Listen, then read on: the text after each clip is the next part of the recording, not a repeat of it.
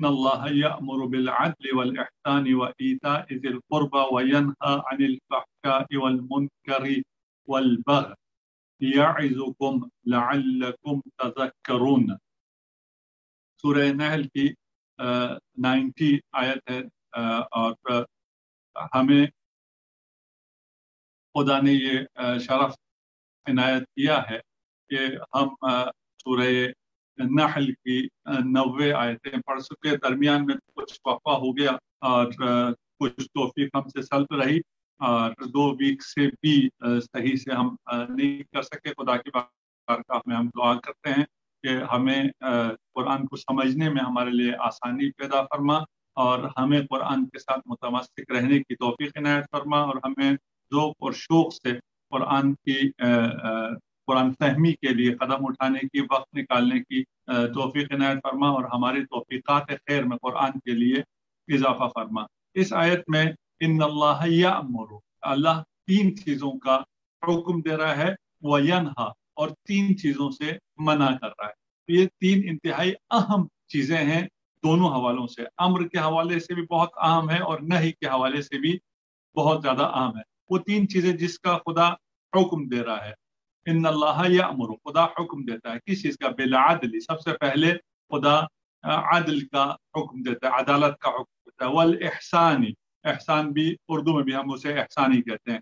عدالت کا، عدل کا حکم دیا خدا نے، دوسرا احسان کا۔ وایتاء ذی القربى، اور قرابت داروں کو ان کا حق دینے کا حکم دے رہا ہے خدا یہاں پر اس آیت میں۔ وَيَنْهَى عَنِ الْفَحْشَاءِ وَالْمُنْكَرِ وَالْبَغْيِ، اور یہاں 3 چیزوں کا حکم دیا، عدل، احسان اور ایتاء ذی القربى، رشتہ داروں قرابت داروں کا خیال رکھنے کا حکم دیا۔ نہی کی جا رہی ہے فحشاء سے اور منکر برائیوں سے، باغی زیادتی سے۔ یعظکم، ان دونوں 3 پہ آتے ہیں، جس پہ نہی ہوئی اور جس پہ امر ہوا ہے۔ یعظکم، اللہ تمہیں نصیحت کر رہا ہے، لعلکم تذکرون، وہ تمہیں نصیحت کر رہا ہے شاید تم نصیحت قبول کر لو۔ اور اس کا اختیار بھی خدا نے خود تمہیں دیا ہے کہ اگر نصیحت کو قبول کرنا چاہو گے تو تمہیں نصیحت ملے گی۔ ان اللہ یأمر بالعدل، اللہ عدل کا حکم دے رہا ہے۔ عدل انسانی زندگی میں سعادت مندی کا انحصار عدل پر ہے، یعنی انسان کو اگر کامیاب ہونا ہے من حیث مجموع انسانیت کو اگر کامیاب ہونا ہے تو وہ عدل کے بغیر ممکن نہیں ہے۔ اور عدالت کی تعریف مساوات سے کی جاتی ہے، لیکن یہ مساوات نہیں ہے، سب کو برابر دینا نہیں ہے، بلکہ سب کو ان کا حق دینا ہے۔ مثلا اگر ایک طالب علم کا عدل یہ ہے کہ جو لائق ہے، محنت کیا، اچھا لکھا ہے، اس کو آپ پورے مارکس دیں، اور جس نے اچھا نہیں لکھا ہے اس کو آپ آدھے مارکس دیں، جتنے اس نے لکھا ہے اتنے دیں۔ بس مساوات اور ہے اور عادل اور ہے۔ اور مساوات میں اور مواخات میں جہاں مدینہ میں جب رسالت مآب صلی اللہ علیہ وآلہ وسلم تشریف لے گئے تو وہاں ہر مہاجر کو کسی انصار کا بھائی بنایا گیا۔ یہ مساوات تھی کہ ہر انصار کو، ہر مہاجر کو انصار میں سے ایک بھائی دیا جائے، اس لیے کہ مہاجر لٹ کر آئے تھے، اپنا سب کچھ چھوڑ کر آئے تھے، اور انصار کے پاس مدد کرنے کے لیے گھر تھا، زمین تھی اور وسائل موجود تھے، تو ہر مہاجر کو ایک انصار جو اس کی مدد کر سکے، یہ مساوات تھا اور یہ مواخات تھا۔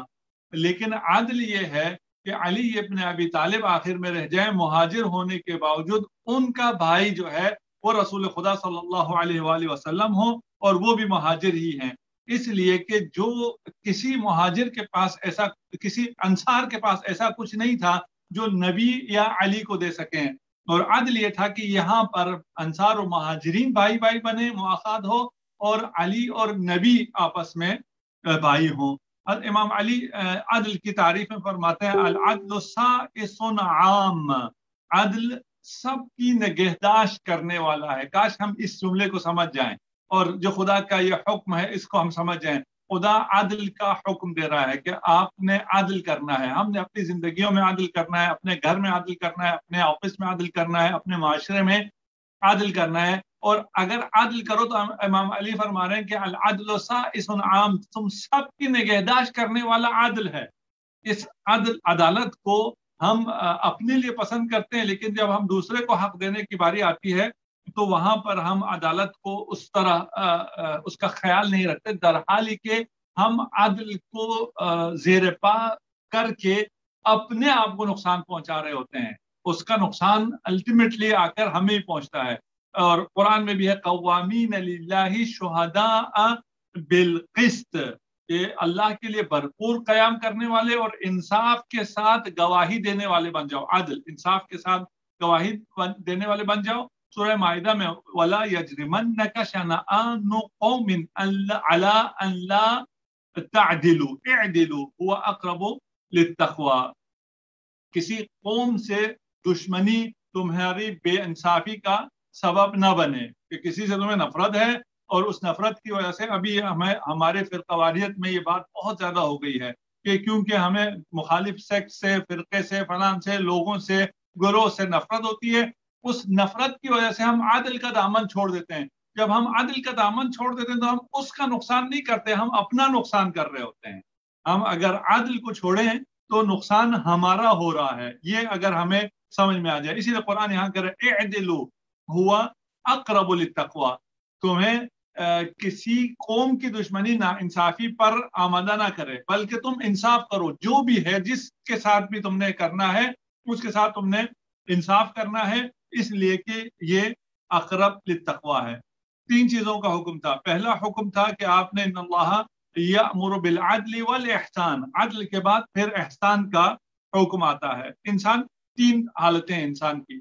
ایک یہ ہے کہ دوسروں کے ساتھ عدل و انصاف کے ساتھ پیش آئے، دوسرا یہ ہے کہ ان کے ساتھ ظلم و زیادتی کرے، اور تیسرا یہ ہے کہ ان پر احسان کرے. درمیان والی چیز یعنی ظلم و زیادتی تو نکل گیا. پہلے آپ کو ہوا کہ دوسروں کے ساتھ عدل و انصاف کرو، اور عدل و انصاف کے بعد اگلے مرحلے میں کہا کہ نہ فقط عدل و انصاف بلکہ احسان کرو. اور احسان کا مطلب یہ ہے کہ جہاں مثلا فرض کر لیتے ہیں کہ کسی نے آپ پر ظلم کیا، تو عدل یہ ہے کہ آپ بھی اس سے بدلہ لیں، آپ بھی اس کا تاوان لیں، آپ بھی اس سے قصاص لیں. لیکن احسان یہ ہے کہ آپ اسے معاف کر دیں. اگر آپ نے کسی کو قرض دیا ہے، عدل یہ ہے کہ آپ اپنا قرض واپس لے لیں، وہ بھی وقت پر اپنا قرض آپ کو واپس دے دیں. لیکن احسان یہ ہے کہ آپ اس قرض کو معاف کر دیں. تو ہمیں خدا عادل کا حکم دے رہا ہے، اور عادل مشکل کام نہیں ہے عادل کرنا، اس کا بینیفٹ واپس تمہیں ملے گا. عادل کرو، اور صرف عادل کافی نہیں ہے بلکہ احسان بھی کرو. اور پھر اگر آپ کو کبھی یہ خیال آئے گھر میں، معاشرے میں اور اپنی زندگی میں کہ عادل کرنا مشکل ہے، تو یہ یاد کر لیں کہ ان اللہ یأمر بالعدل والاحسان. خدا صرف عادل نہیں کہہ رہا ہے، خدا احسان بھی کہہ رہا ہے. تمہیں عادل میں اگر یہ محسوس ہو کہ اگر میں عادل کرتا ہوں تو خاندان میں دوریاں پیدا ہو جاتی ہیں، ناراضگیاں پیدا ہو جاتی ہیں، تو میں احسان کرو. کسی نے قرض لیا ہے، آپ کے پاس وسعت ہے، اس قرض کو آپ معاف کر لیں. وَإِيتَاءِ ذِي الْقُرْبَى، اور پھر قریبی رشتہ داروں کی بات آ رہی ہے، اس لیے کہ اسلامی معاشرے میں، انسانی معاشرے میں خاندان جو ہے وہ عنصر ترکیبی ہے، اساس ہے، بنیاد ہے. ان تمام معاشرے کی جو بنیاد ہے وہ خاندان ہے، رشتہ دار ہیں. اور رشتہ داروں میں اگر تمام اس انسانی معاشرے میں ان خاندانوں میں بہتر سلوک ہونا شروع ہو جائے، اور وہاں جو محتاج ہیں اس خاندان کے غنی ان کی مدد کرنا شروع کریں، اس خاندان میں لوگ اپنے رشتہ داروں کے ساتھ نیک برتاؤ کریں، ان کے ساتھ عدل کریں، احسان کریں، ان کے ساتھ عفو کریں، درگزر کریں، ان کے ساتھ اچھا سلوک کریں، تو پھر پورا معاشرہ ہی بہترین ہو جاتا ہے.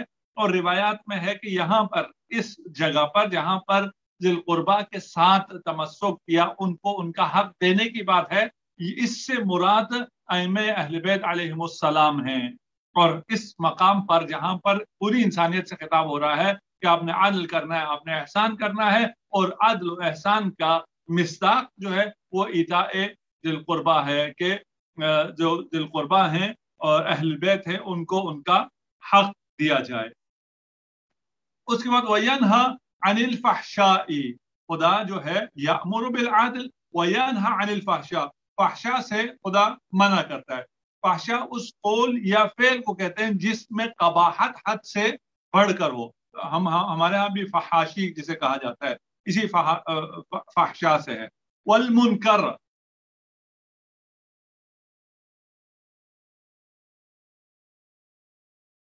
کہتے ہیں جو جسے سلیمہ قبیح خیال کرے، یعنی جو صحیح عقل ہے اس کے نزدیک یہ کام برا ہو وہ منکر ہے. والبغی، بغی کسی چیز کی طلب میں میانہ روی سے تجاوز کرنے کو، بڑھ جانے کو، زیادتی کرنے کو بغی کہتے ہیں. بغاوت بھی اسی سے آپ اردو میں استعمال کرتے ہیں.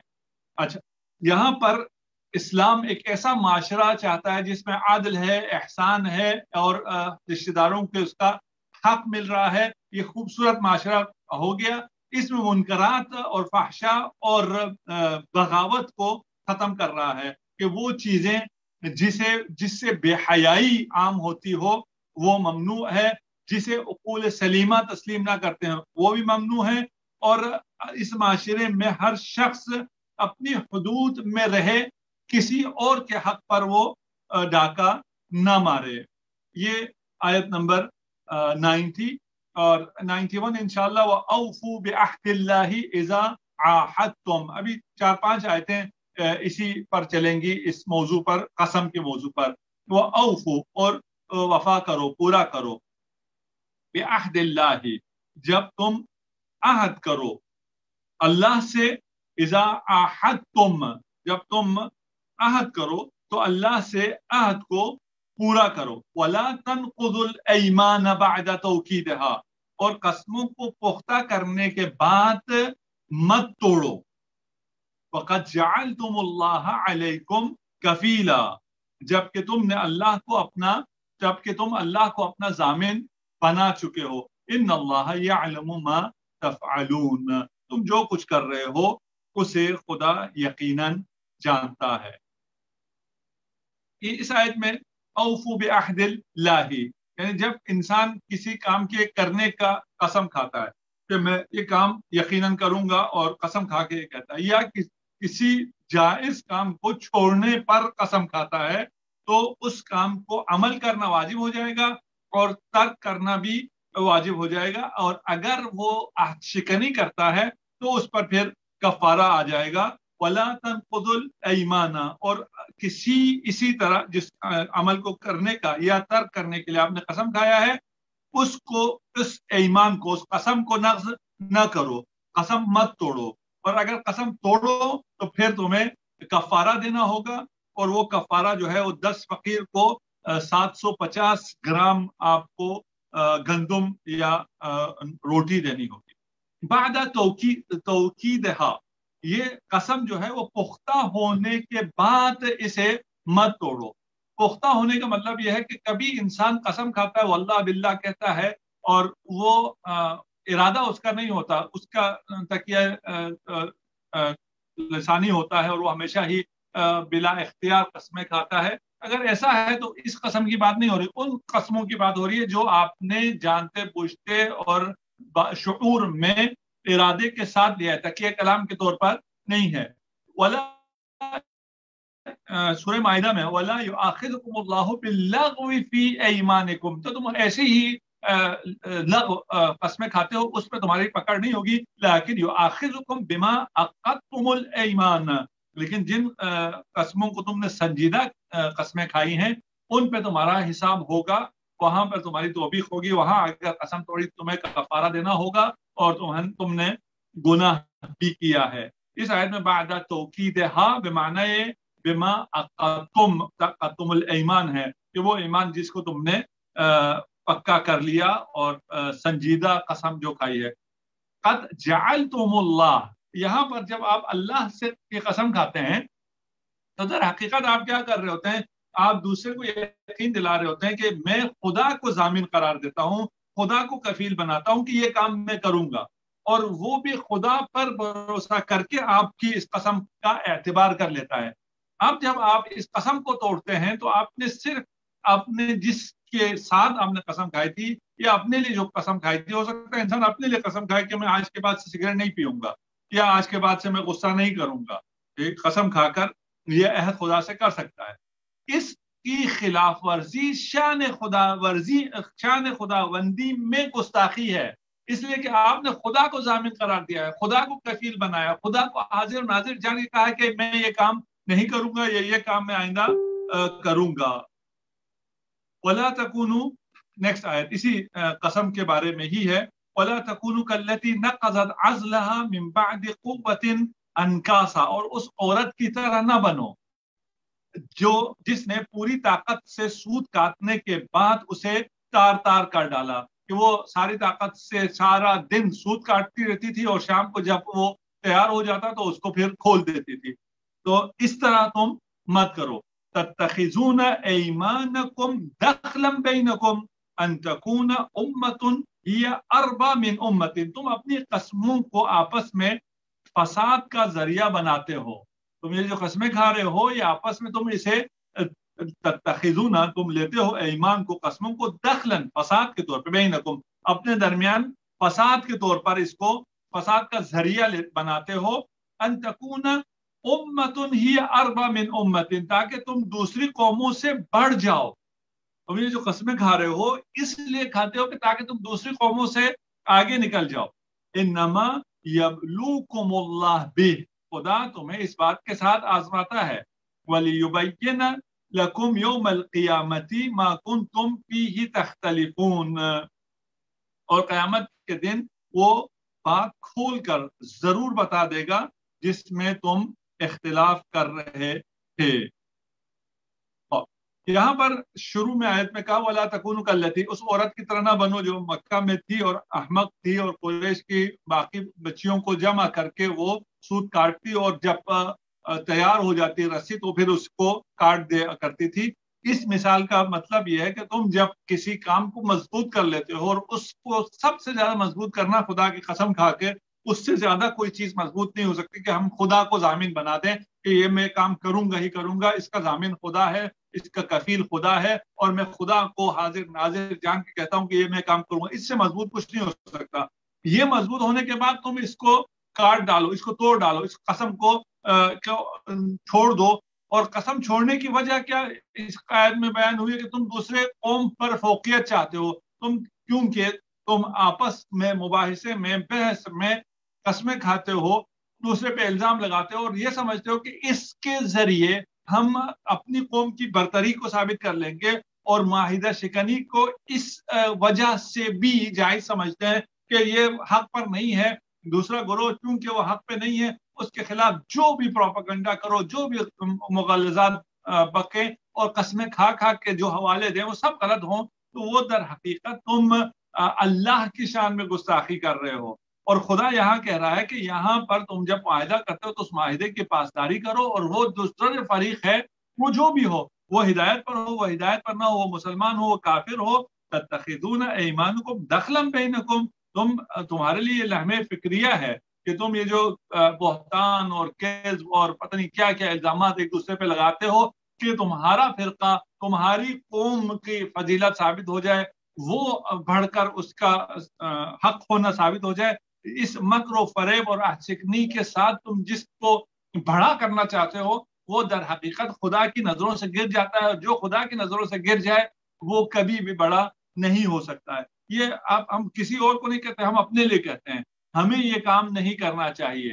ہمیں کسی بھی، ہم فرقوں میں ہوں، اپنے گھر میں جو گروپس ہیں ان پر ہوں، یا خاندان میں جو گروپس ہیں، یا ملکی سطح پر، سیاسی سطح پر، کسی بھی سطح پر ہم یہ کام نہ کریں کہ کسی کو نیچ دکھانے کے لیے، اپنی بالادستی کے لیے ہم باطل اسباب کا سہارا لیں. اور باطل اسباب کے سہارے میں سے ایک یہ ہے کہ ہم خدا کی قسم کھا کر اپنی بات کو ثابت کرنے کی کوشش کریں، اور وہ عہد اور پیمان جو ہم نے کیا ہے اس پر ہم باقی نہ رہیں. انما یبلوکم اللہ بہ، اس قسم کے ذریعے خدا تمہیں آزماتا ہے کہ تم کتنا ایمان اور امانت سے، تمہارے ایمان و امانت سے امتحان لینا چاہ رہا ہے.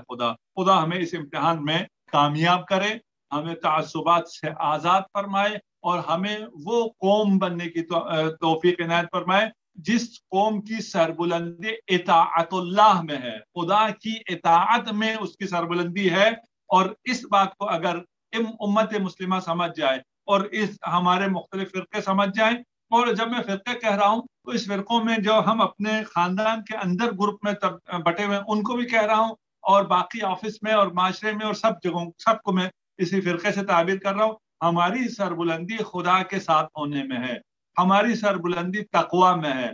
تقوی اختیار کرو. اگر من یتق اللہ یجعل لہ مخرجا، تقوی اختیار کرو گے تو خدا راہیں کھول دے گا. جس کے لیے خدا راہیں کھول دے وہ کامیاب ہوگا، جس کے لیے شیطان راہیں کھولے وہ یقیناً جہنم میں جائے گا، اس کو اس کا علم نہیں ہے. وَلَوْ شَاءَ اللَّهُ، خوبصورت آیت ہے اور یہ نتیجہ دے رہی ہے آپ کو. وَلَوْ شَاءَ اللَّهُ لَجَعَلَكُمْ أُمَّةً وَاحِدَةً، اگر خدا چاہتا تمہیں ایک ہی امت بنا دیتا. تم ابھی اس فراڈ کے ذریعے، جھوٹ کے ذریعے، عہد شکنی کے ذریعے، سب کے ذریعے کیا چاہ رہے ہو؟ تم اپنے قوم کو، اپنے فرقے کو اوپر لے جانا چاہتے ہو اور باقی سب کو اپنے فرقے میں لانا چاہتے ہو. ابھی ہم سب کے ساتھ جو یہ مرض ہے وہ یہ سب ہمارے فرقے میں ہی آ گئے.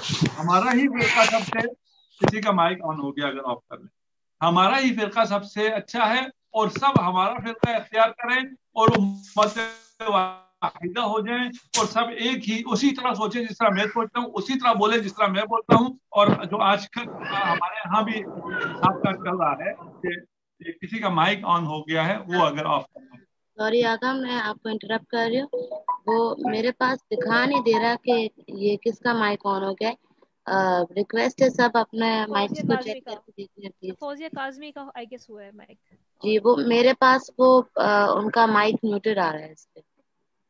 تھینک یو سو مچ. چلیے بہت شکریہ.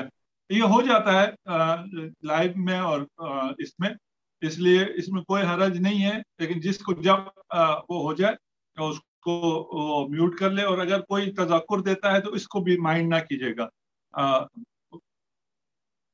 خدا آپ کی توفیقات خیر میں اضافہ فرمائے. وَلَوْ شَاءَ اللَّهُ لَجَعَلَكُمْ أُمَّةً وَاحِدَةً، اگر خدا چاہتا کہ تمہیں ایک ہی فرقے میں ڈال دیتا، ایک ہی امت بنا دیتا، تو خدا یہ کام بہت آسانی سے کر سکتا تھا، لیکن خدا نے نہیں کیا ہے. خدا نے جبری ہدایت نہیں دی ہے کہ تم جبری ہدایت دینے کے لیے آئے ہو.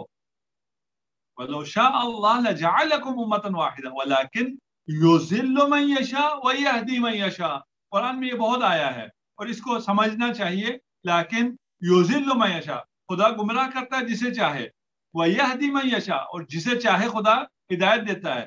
وَلَتُسْأَلُنَّ عَمَّا كُنتُمْ تَعْمَلُونَ، اور اس کے بارے میں تم سے ضرور پوچھا جائے گا جو کچھ تم کرتے رہے ہو.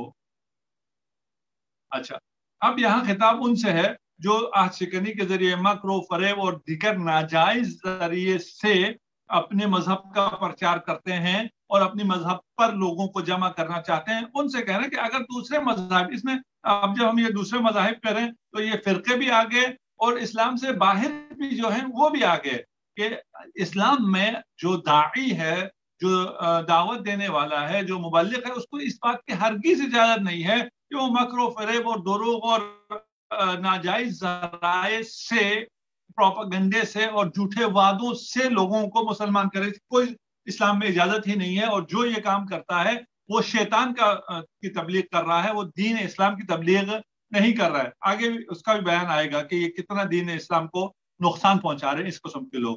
ان سے کہا جا رہا ہے کہ لو شاء اللہ لجعلکم، اگر خدا چاہتا طاقت کے ذریعے سب کو ایک مذہب پہ تو وہ خود کر سکتا تھا. ٹھیک، بس یہ جو خدا کے نام نہاد طرفدار ہیں اپنے ذلیل ہٹ کنڈوں کی مدد سے خدا کی مدد کرنا چاہتے ہیں، خدا کی شان میں گستاخی کر کے خدا کی مدد کرنا چاہتے ہیں، یہ احمق ہیں. اس قسم کے احمق لوگ قابل اتباع نہیں ہیں. ہم جو اتنا کر سکتے ہیں کہ اس قسم کی کسی شخص کی پیروی نہ کریں. قرآن کا نظریہ کیا ہے؟ لیکن یضل من یشاء، کہ خدا کے ہاں ہدایت کا غیر جبری نظام ہے. جبری نظام نہیں ہے کہ خدا جبرن لوگوں کو ہدایت دے، نہیں، ہدایت پیش کیا. جس نے ہدایت نہیں لیا اور ضلالت کو اختیار کیا تو خدا نے اس کو ضلالت کی طرف جانے سے طاقت کے ذریعے نہیں روکا، بلکہ اس کو جانے دیا ضلالت کی طرف. خدا کے پاس طاقت تھی، وہ علی کل شیء قدیر ہے، وہ چاہتا تو کر سکتا تھا لیکن اسے نہیں کیا. اسی کا مطلب वयुज़िल्लु मन यशा है कि वो जिसे चाहता है गुमराह कर देता है, यानी जो हिदायत नहीं ले रहा है उसे जबरी हिदायत नहीं देता। जब जबरी हिदायत नहीं देता तो उसे गुमराही की तरफ जाने की इजाजत दे देता है कि तुम अपनी मर्जी से अगर गुमराह होना चाहते हो तो जाओ, गुमराह हो जाओ। तुम अपनी मर्जी से जिस मर्जी मकतब और जिस मर्जी मजहब और जिस मर्जी फिरके को इख्तियार करना चाहते हो इख्तियार करो, कोई जबर नहीं है। ला इकराह फिद्दीन।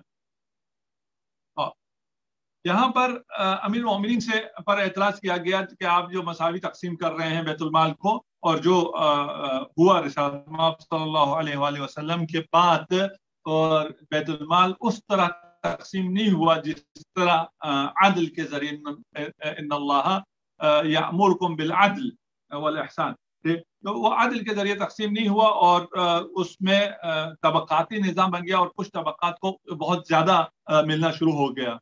जब अमीर मोमिनीन ने आकर उसको दोबारा बराबर कर दिया और सबको बराबर जिस तरह से आपके दौर पे रियासत मदीना के दौर में था वो किया, तो लोगों ने आके एतराज किया कि इस तरह हुकूमत चलने वाली नहीं है, आपको सियासत नहीं आती। अमीर मोमिनीन ने फरमाया अतअमुरूनी, क्या तुम मुझे हुक्म दे रहे हो अन अतलुबन नस्र बिल जोर, कि मैं जुल्म और जोर के जरिए कामयाबी हासिल करूं। कामयाबी जुल्म और जोर के जरिए हासिल नहीं होती है। अब कामयाबी किसे कहते हैं? अली की निगाह में कामयाबी और है, आम इंसानों की निगाह में कामयाबी और है। इसलिए वो कामयाबी के हुसूल के लिए इन अक़दार को पामाल करते हैं। इन अक़दार को पायमाल करके, जो खुदाई अक़दार हैं, इस्लामी अक़दार हैं, इंसानी अक़दार हैं, इन्हें पायमाल करने के बाद कोई कामयाबी है ही नहीं।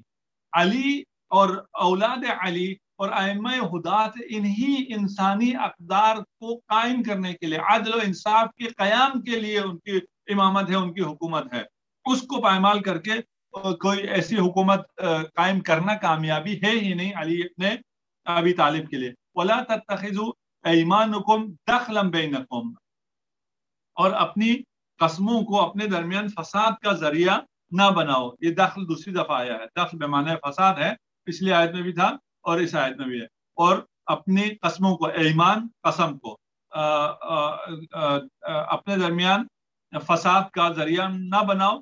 फतज़िल्ल क़दमुन बअद सुबूतिहा व तज़ूक़ु सूअ बिमा सददतुम अन सबीलिल्लाहि। फसाद का जरिया ना बनाओ कि कदम जम जाने के बाद उखड़ जाएंगे। अगर तुम इस जरिए से फासिद और गलत तरीकों से इस्लाम की तरवीज चाहोगे तो तुम्हारे जमे हुए कदम भी उखड़ जाएंगे और राह खुदा से रोकने की पादाश में तुम्हें अजाब चखना पड़ेगा। तज़ूक़ु सूअ, तुम्हें अजाब चखना पड़ेगा।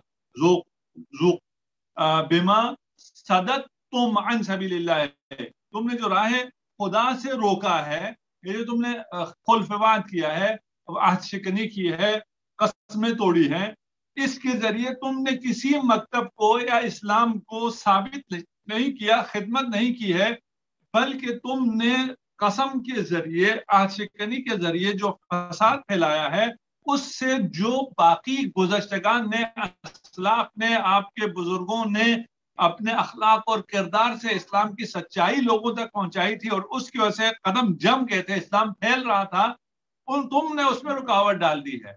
और तज़ूक़ु सूअ, तुम्हें उसकी सजा मिलेगी।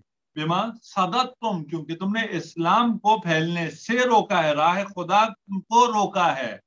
वलकुम अज़ाबुन अज़ीम, और तुम्हें बहुत सख्त गुनाह मिलने वाला है। हमारी बदकारियों की वजह से, हमारी आहद शिकनों की वजह से, हमारे झूठ और फरेब की वजह से अगर कोई इस्लाम से दूर हो जाता है तो ये न फकत मैंने एक गलत काम किया है और इस झूठ और फरेब की मुझे सजा मिलेगी, बल्कि मैं अजाब अजीम का मुस्तहक इसलिए हूं कि मैं राह खुदा में रुकावट बन गया हूं। इबादुल्लाह, खुदा के बंदे इस दीन पर, इस आइन पर आना चाहते थे, मुझे देख कर नहीं आए, मुझे देख कर रुक गए।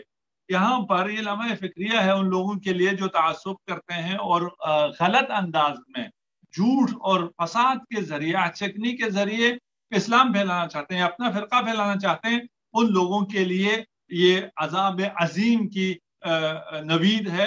वला तश्तरू बिअहदिल्लाहि समनन कलीला, दोबारा इसी आहद की बात चल रही है। ठीक, कि अल्लाह के अहद को तुम कलील मुआवजे में मत बेचो, वला तशरू, मत बेचो, बेअहदिल्लाहि, अहद खुदा को, समनन कलीला, बहुत कलील मुआवजे में, कलील कीमत पर उसको न बेचो। इन्नमा इंदल्लाहि हुवा खैरुन लकुम इन कुंतुम तअलमून, तुम इसको अहद खुदा को बेचकर तुम क्या लेना चाहते हो? तुम जो भी हासिल करना चाहते हो वो हीच है, और जो कुछ अल्लाह के पास है, इन्नमा इंदल्लाहि हुवा खैरुन लकुम, जो अल्लाह के पास है, और अल्लाह के पास क्या है? अल्लाह के पास यही है कि तुम आदिल करो, एहसान करो, और ज़िल कुर्बा को, अहले बैत को उनका हक दो, और अपने जो अहद है उस अहद शिकनी को ना करो, इफाए अहद करो, अपने वादों को पूरा करो, और जायज तरीके से अपनी बात करो, और मामला अपना सही रखो दूसरों के साथ, सारे इंसानों के साथ। वो सही है या नहीं उससे काम नहीं है, वो हक पे है या नहीं है उससे काम नहीं है। ला तशतरू बिअहदिल्लाहि समनन कलीला, वमा इंदकुम यनफदु वमा इंदल्लाहि बाक। अल्लाहु अकबर, जो कुछ तुम्हारे पास है वो खत्म हो जाएगा, वमा इंदल्लाहि बाक, और जो कुछ अल्लाह के पास है वो बाकी रहेगा। अगर ये जुमला हमें याद रहे कि हम जो कुछ अपने पास है उसे संभालने की कोशिश करते हैं, उसे हासिल करने की कोशिश करते हैं, उसे जखीरा करने की कोशिश करते हैं। हमारे पास जो कुछ है, कुछ भी हो, जो कुछ है, मा इंदकुम, जो कुछ तुम्हारे पास है, यनफद, वो खत्म हो जाएगा, और मा इंदल्लाहि बाक, जो कुछ अल्लाह के पास है वो बाकी रहने वाला है। हमें कोशिश ये करनी चाहिए कि जो कुछ हमारे पास है वो इंदल्लाह हो जाए, वो बाकी तब रहेगा जब वो इंदल्लाह हो जाए। हमारे पास अगर माल है, उस माल को राह खुदा में देंगे तो वो बाकी हो जाएगा। अगर अपने पास रखेंगे, अपनी तिजोरियों में रखेंगे, अपने खानदान के लिए, अपने नस्लों के लिए रखेंगे, वो खत्म हो जाएगा, वो आपके खानदान में, आपके नस्लों में भी नहीं पहुंचेगा। कोई भी दौलत, 7 पुश्तें, 3 पुश्तें भी आप जरा देख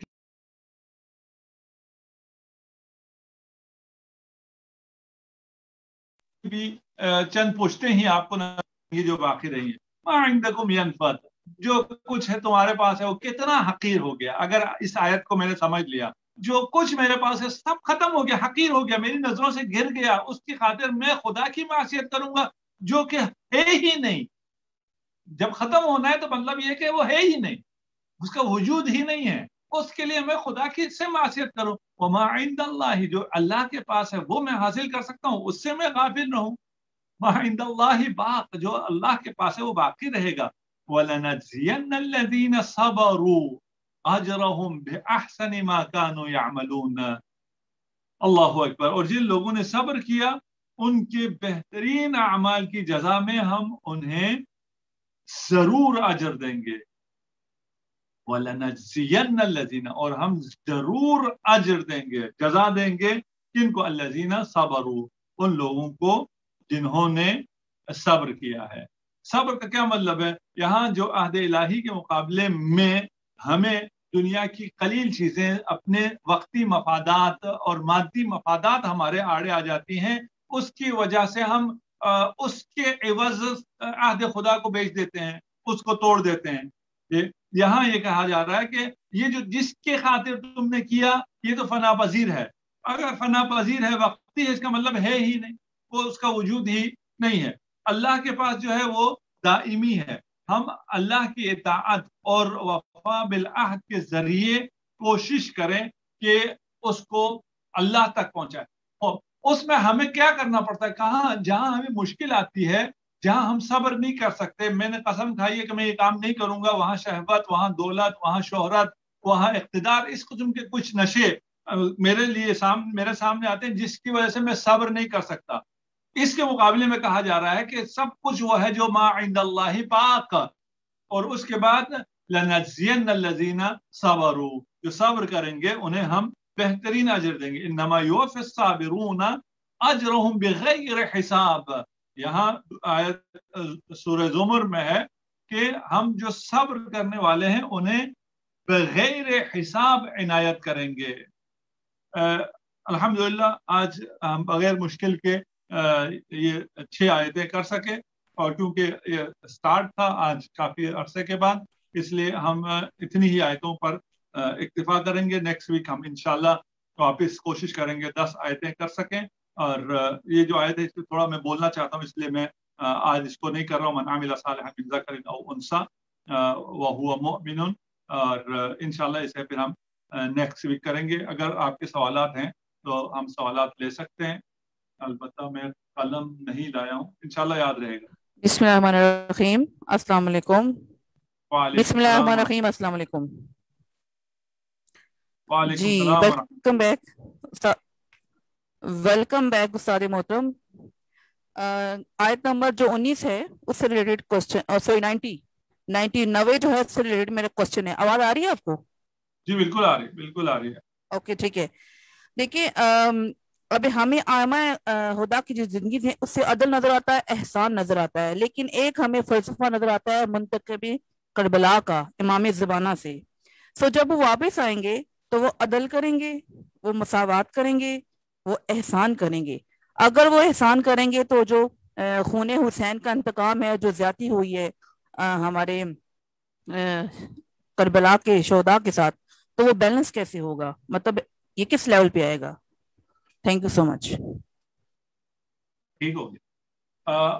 ہم ابھی آپ نے امام زمانہ کے حوالے سے کہا، ہم خود خدا کے حوالے سے کہہ لیں کہ خدا نے ہمیں عدل کا احسان کا حکم دیا، احسان کا بھی حکم دیا ہے، اور ایتاء ذی القربیٰ کا بھی حکم دیا ہے.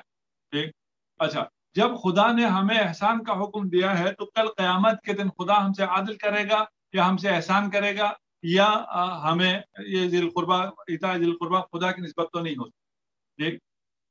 خدا ہم سب کے ساتھ احسان کرے گا قیامت کے دن، اس میں شک نہیں ہے. لیکن کچھ لوگ ایسے ہیں جو احسان کے قابل نہیں رہتے ہیں، اور ان سے جو احسان کے قابل نہ رہیں، جنہوں نے خود اپنے آپ کو احسان کے قابل نہ چھوڑا ہو، تو یذل من یشاء ہے، ان کے ساتھ عدل ہوگا اور انہیں سزا ہوگی، اور ان کی سزا پھر کوئی کم سزا نہیں ہوگی. وہ خالدین فیہا، وہ ہمیشہ ہمیشہ کے لیے جہنم میں جلیں گے. اسی طرح جو وہ ہے دشمنان اہل بیت ہے، قاتلین امام حسین علیہ السلام ہیں، ان کے ساتھ وہ احسان کے قابل نہیں ہیں. وہ اپنے آپ کو احسان کے قابل انہوں نے چھوڑا ہی نہیں ہے. یزید کس احسان کے قابل ہے؟ کہ ہم ان کے بارے میں کہیں کہ یزید کے ساتھ احسان ہوگا یا عدل ہوگا؟ یزید کے ساتھ یقیناً انتقام ہوگا اور اس کو سزا ملے گی اور وہ جہنمی ہے، اس میں شک نہیں ہے. لیکن جو عام انسان ہیں ان سب کے ساتھ احسان ہوگا، اور ہم سب انشاءاللہ احسان کے نتیجے میں جنت جائیں گے. نہ اپنے اعمال کے نتیجے میں ہمیں جنت نصیب نہیں ہو سکتی ہے، اور ہمیں اللہ کے احسان کی امید ہے. الہی لا تعاملنی بعدلک، میرے ساتھ عدل سے معاملہ نہ کرنا، بل تعاملنی باحسانک، اپنے احسان کے ساتھ میرے ساتھ معاملہ کرنا. خدا کے احسان کے ذریعے انشاءاللہ ہم سب نجات حاصل کریں گے. شکریہ. لوگ اور کوشچن کر لیں، پھر میرا ایک سیکنڈ کوشچن بھی ہے.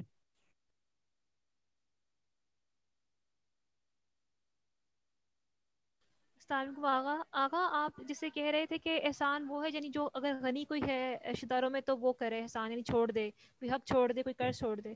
تو آغا احسان وہ اس صورت میں احسان کو کیا کہیں گے اگر کوئی خود ضرورت مند ہو اور اس کا کسی نے زیادتی کی ہو اور وہ اسے معاف کر دے، یعنی حق کو اپنے کوئی کچھ ہو، کچھ حق غصب کیا ہو، کچھ ہو، مطلب کوئی بھی ریزن ہو، تو تب کیا کہیں گے؟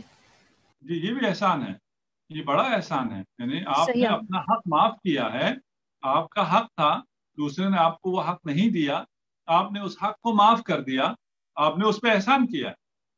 صرف یہ احسان نہیں ہے کہ میں نے کسی سے پیسے معاف کر دیے ہوں، حق ہے، اور وہ حق کبھی کبھار زیادہ بڑا ہوتا ہے، اور قیامت کے دن اگر آپ معاف نہ کریں اور وہ چیز آگے چلی جائے تو پھر بہت زیادہ مشکل ہے. وہ بہت زیادہ بیچارہ ہے. یہ 5-10 روپے، 5-10 ہزار، 5-10 لاکھ، جو 5-10 ملین جو بھی کہیں، تو یہ بہت بڑا احسان ہے. میں عبادت چاہتا ہوں، میں آج موبائل سے کلاس لے رہا ہوں، اس پہ کالیں آ رہی ہیں. بس احسان یہ ہے، اور یہ احسان ہمیشہ کیجیے گا. ہمیشہ آپ کی زندگیاں انتہائی شیرین ہو جائیں گی، اس میں مٹھاس بھر جائے گی، تمام مشکلات آپ کی ختم ہو جائیں گی اگر آپ یہ احسان کریں جو آپ کے ساتھ زیادتی کرتے ہیں انہیں بخش دیں. البتہ جیسے ہم نے پہلے کہا ہے زیادتی کی بھی لیولز ہوتی ہیں. کچھ لیول کی زیادتی ایسی ہے جن کو نہیں بخشا جا سکتا ہے, اور وہاں پر جا کر اگر آپ معاف کرنا شروع کرتے ہیں اور اگلے کو یہ ہو کہ یہ تو ہر چیز معاف کر دیتا ہے, اس میں آپ سے زیادہ جاتی, اس کی میں بات نہیں کر رہا ہوں. میں گھروں میں پیش آنے والی چھوٹی چھوٹی, خاندانوں میں پیش آنے والی چھوٹی چھوٹی باتوں کی بات کر رہا ہوں. اور وہاں ہم اگر اس کو جو ہمارے ساتھ انصاف نہیں کر رہا ہے اسے بخشتے ہیں تو وہ نہ فقط عدل و احسان میں آتا ہے بلکہ ایتاء ذی القربہ میں بھی آتا ہے کہ احسان آپ کو سب کے ساتھ کرنا ہے, لیکن جو ذی القربہ ہیں, جو رشتہ دار ہیں, ان کے ساتھ آپ کو اور زیادہ ان کا حق بنتا ہے کہ آپ ان کو معاف کریں, درگزر کریں اور ان کے ساتھ احسان کریں. صحیح ہے, جزاک اللہ. آقا ایک اور سوال اس سے جیسے آپ نے یہ بات کی ہے, اگر کوئی رشتہ دار نہ ہو اور وہ اپنے ظلم پر مصر رہے اور آپ کہیں کہ میں نے خدا کی خاطر معاف کیا, لیکن وہ بندہ مزید اس میں تقویت مل رہی ہے اور مزید یعنی ہچکچا نہیں رہا ظلم کرنے سے, تو تب کیا ہم یہ کہنا چھوڑ دیں کہ ہم نے خدا کی خاطر معاف کیا اسے, یا ہم یہ کہتے رہیں کہ ہم نے خدا کی خاطر مطلب ہی معاف کیا, یہ مطلب خدا اسے یقیناً دیکھیے اگر اس آپ کے جیسے میں نے پہلے کہا نا, آپ کے معاف کرنے کی وجہ سے وہ مزید اس گناہ کا ارتکاب کرتا جا رہا ہے تو آپ کو معاف نہیں کرنا چاہیے. آپ کے اس احسان کی وجہ سے اگر وہ پھر اس کے ساتھ احسان بھی نہیں ہے, یہ وہ مزید اس میں جا رہا ہے. لیکن اگر وہ رک گیا ہے, پشیمان ہے, وہ جو گزشتہ چیز ہے اس کو اگر آپ معاف کر دیتے ہیں تو وہ راہ راست پہ واپس آ جاتا ہے, تو یہ احسان ہے. وَإِلَّا وہ احسان نہیں ہے, وہ اس کو ڈھیل دینا ہے اور اس کے معصیت میں اضافہ ہے. صحیح آگا. تو اب پھر ہم یہ کہنا چھوڑ دیں کہ ہم نے خدا کی خاطر سے معاف کیا. میں یہ بہت پہلے سوال آپ سے نا خواہر فضا کے تھرو کیا تھا, تو آپ نے کہا تھا کہ نہیں, اگر آپ نے معاف کر دیا ہے خدا کی خاطر تو آپ کنٹینیو رکھیں, آپ یہ نہ کہیں کہ میں نے اب بس معاف کرنا اب ختم کر دیا. تو کیا اب اگر آپ نے کسی کو اس طرح معاف کیا لیکن وہ ظلم پہ مصر ہو, تو آپ کہہ سکتے ہیں کہ میں نے اب ختم کیا, میں اسے معاف نہیں کر رہی اور میں خدا پہ چھوڑ رہی ہوں کام اپنا جو ہے مسئلہ معاملہ جو ہے. ہاں دیکھیے ہم یہی کہہ رہے ہیں, اگر آپ کا معاف کرنا ایک دفعہ, یہ دو چیزیں ہیں, ایک آپ کے دل میں ہے اس کو خبر ہی نہیں, دوسرے شخص کو اس بات کی کوئی خبر نہیں ہے, آپ نے اپنے دل میں اس کو معاف کیا ہے, تو آپ کے معاف کرنے کی وجہ سے وہ آپ پر مزید ظلم کرے یہ نہیں ہوگا. ایک آپ کا معاف کرنا جس لیول تک ممکن ہے اس لیول تک کی بات کر رہا ہوں. ہم نے یہ کہا کہ ایک حد کے بعد سے ممکن نہیں رہتا ہے اور وہ پھر باتیں معاف کرنے اور اس سے گزر جاتی ہیں. معاف کرنے کا فائدہ اس سے زیادہ آپ کو ہوتا ہے, آپ کا مقام خدا کے نزدیک بڑھ جاتا ہے, آپ کو سکون ملتا ہے, آپ کو اطمینان ملتا ہے, آپ میں جو حسد اور یا باقی جو غضب, حسد نہ کہوں غضب کہوں, غضب کی آگ ہوتی ہے وہ آپ کو جو نقصان پہنچاتی ہے, آپ اپنے فائدے کے لیے کوشش کریں جہاں تک ہو سکتا ہے معاف کریں. لیکن کوئی لیول اگر ایسا آ جاتا ہے جہاں سے پھر اس معافی کی گنجائش نہیں رہتی ہے تو آپ اس کے لیے بد دعا بھی کر سکتی ہیں, آپ خدا کی بارگاہ میں دعا بھی کر سکتی ہیں کہ خدا ہی اس کو نصیحت کرے اور وہ کرے. جزاک اللہ. جی سر, میں بس آخری کوشچن بے شک مختصر جواب دیجیے گا. آیت نمبر 93 کے تناظر میں یہ اوور لیپنگ کنسپٹ آج کل ہمارے یہاں بڑا پرچار اس کا پروموٹ ہوتا ہے کہ ادھیان کے اندر جو مکسنگ اوور ہو رہی ہے, ٹھیک ہے, آپ اپنے دین کو نہ چھوڑیں, میں بھی اپنے دین کو نہیں چھوڑی, لیکن ہم پک اینڈ چوز کر کے نا اسے وحدت کے نام پر, ہارمنی کے نام پر پریکٹس کرتے ہیں, ٹھیک ہے, تو نہ ہم ادھر کے ہوتے ہیں نہ ہم ادھر کے ہوتے ہیں. تو یہ کیا, یہ دین چھوڑنا نہیں ہوتا, مطلب ہم لوگوں کو کھینچ کے ان ادر ورڈز اپنے دین پہ ہی لا رہے ہوتے ہیں, لیکن اس ایک سافٹ انداز میں, مکسنگ اوور کرنے کے, ہارمونی کے انداز میں, جیسے ہم جیسے ہم محرم کی مجالس سنی لوگ بھی سنتے ہیں, ٹھیک ہے, لیکن وہ اپنے عقائد پہ قائم ہیں, ان پہ کوئی ایسا اثر نہیں ہوتا. اس طرح سے بہت سی مثالیں دی جا سکتی ہیں. کرسچینٹی کے بہت سے ایونٹس ہیں جو ہم اٹینڈ کرتے ہیں. میں یہ جاننا چاہتی ہوں کہ آپ اپنے دین کو بے شک نہیں چھوڑتے, اپنے مسئلہ کو بے شک نہیں چھوڑتے, لیکن مکسنگ اوور یا اوور لیپنگ ہو رہی ہوتی ہے سوشل سرکل کے اندر, تو کیا یہ الاؤ ہے یا آپ ہارڈ ہو جائیں, ریجڈ ہو جائیں اپنے ہی موقف پہ؟ دیکھیے یہ سرے سے اسلامی موقف نہیں ہے کہ آپ اپنے دین کو نہ چھوڑیں, ٹھیک ہے نا, یہ اسلام کی تعلیمات کے سراسر خلاف ہے. ہمارے معاشرے میں بہت زیادہ مشہور ہے اور بہت زیادہ علماء اس بات کو کرتے ہیں کہ اپنا دین چھوڑو نہیں, دوسرے کا چھیڑو نہیں وغیرہ. इस किस्म की बातें करते हैं, ये सरासर खिलाफ इस्लाम, खिलाफ कुरान है।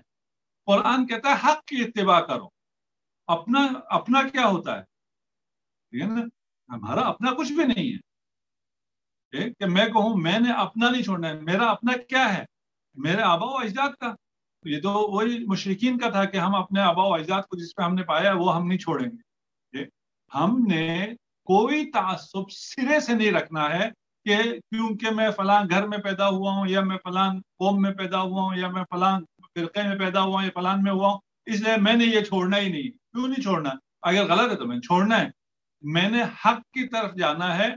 ये बात इस इंडिविजुअल की नहीं हो रही है कि कोई इंडिविजुअल खुद क्या करे, ये बात हो रही है कि मैं जिस फिरके पे हूं उस पर मैं जबरन दूसरे को लाने की कोशिश ना करूं, कि मैं सबसे ये कहूं कि भाई तुम आओ और इसी फिरके में आ जाओ जिसमें मैं हूं, और उसमें लाने के लिए मैं हर सही गलत तमाम चीजों का इस्तेमाल करूं और जबर करूं।